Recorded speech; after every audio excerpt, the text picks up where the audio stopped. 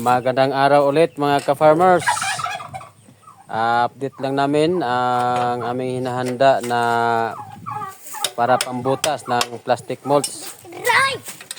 Kasi ngayong araw na to bubutasan na namin ang plastic molds upang lalagyan ng mga seedling para itanim namin. Nasadya namin itong binubutasan ang puwit ng lata gaya nito kasi ang gagamitin namin ay uling upang yung mga alikabok ng uling ay hindi magka-standby doon sa loob, aagos lang diretso upang sa ganon yung init ng apoy ay hindi madaling mawala.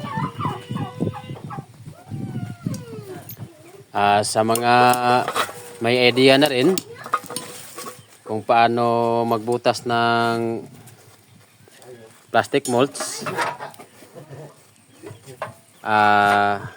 huwag nyo lang gagayahin ito kasi ito rin ang aming natuklasan na ideya na mas mapadali ang pagbutas ng mga plastic molds.